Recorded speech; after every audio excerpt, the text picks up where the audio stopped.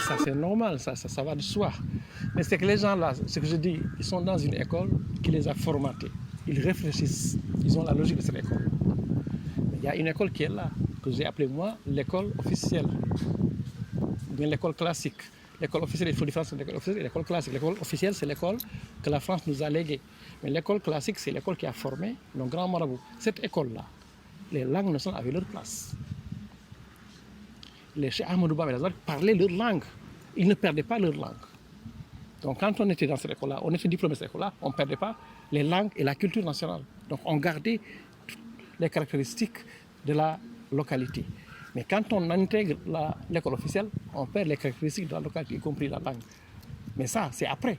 Donc il faut revenir à la case départ. Maintenant, on parle de lecture pour tous, financée par les Américains. Mais c'est ce qui existait. On enseignait dans ces écoles classiques-là, avec la langue nationale, même si les livres étaient en langue arabe, mais on enseignait avec la langue nationale. Jusqu'à un certain niveau, maintenant, on parle arabe. Mais on enseignait tout. La charia, la littérature arabe, tout ça, c'est en langue nationale qu'on enseignait. Donc cette école classique-là avait cette méthode-là. Mais malheureusement, les gens pensent que tout cela n'a jamais existé et ne réfléchissent que par rapport à l'actuel. Donc dire qu'on doit intégrer les langues nationales, c'est déjà fait. Ça existait. On enseignait même les sciences dans ces écoles-là. L'héritage, par exemple, Miras, c'était en langue nationale. Donc calcul en langue nationale. Ce n'est pas nouveau. Maintenant, les gens découvrent que l'école officielle nous a amenés trop loin, nous a un peu détachés de notre réalité. Ils veulent revenir en arrière. Donc avant Cheikh Anta, je ne dis même pas en théorie, mais en réalité, c'est notre école classique qui était comme ça, qui intégrait l'ensemble de nos valeurs et de nos caractéristiques, sans en négliger. Maintenant, l'école officielle nous a débarrassé de notre société, c'est normal. C'était la volonté des colonisateurs, mais on l'a poursuivi. Tout a été fait. Moi, je connais la langue poulard. Beaucoup, y compris les maths du supérieur, sont polarisés.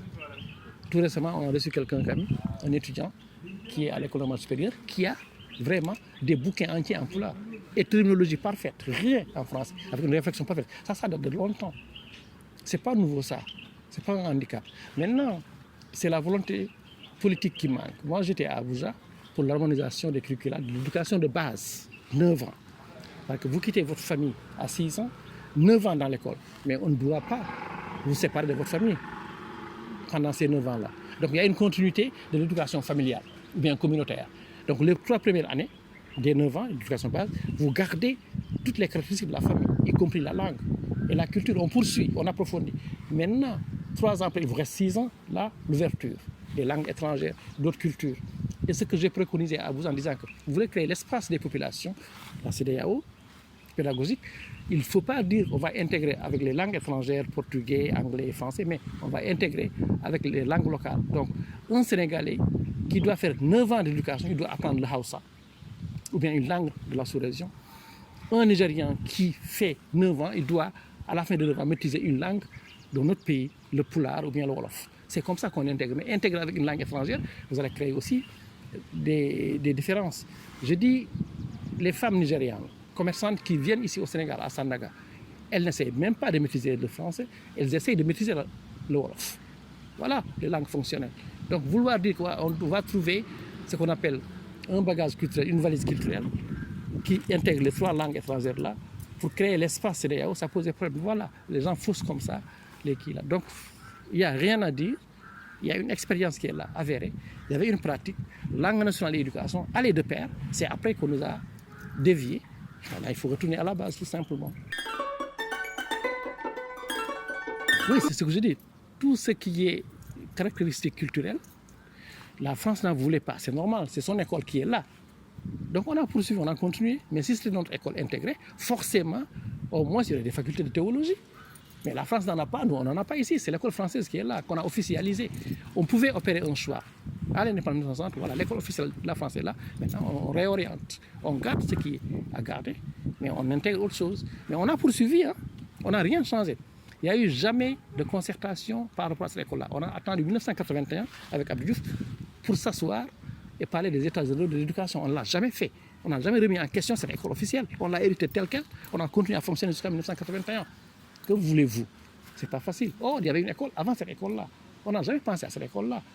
Après le Dara, comme vous voulez, mais c'était l'école classique qui a formé tout ce qu'on avait comme élite intellectuelle. et qui ont produit, et leur production continue. Ils produisent dans tous les domaines jusqu'à maintenant. Ça ne s'est pas arrêté. Mais toujours, on raisonne en termes de... Enfin, c'est le groupe dominant maintenant. C'est le groupe qui influe, qui est au niveau des médias, qui est au niveau de l'école, donc qui influence. Donc le débat, c'est entre eux. Il n'y a pas de diversité intellectuelle et de réflexion. Si on avait quand même, au niveau des médias, au niveau de certaines sphères, tout le monde, tous les intellectuels du Sénégal, il y aurait un vrai débat. Mais le débat, c'est entre ceux qui sont formatés dans l'école officielle. Donc la logique reste la même, ça ne change pas. Tant qu'on n'a pas un débat entre les différentes écoles et on gère la diversité intellectuelle et culturelle pour qu'il y ait une nouvelle orientation, ça ne va pas changer. C'est la même logique. Oui, intégrons les langues nationales comme si on ne l'a jamais intégré. Oui, les langues nationales, il y a des difficultés, il n'y a pas de bouquin parce qu'ils ne connaissent pas. C'est aussi simple que cela.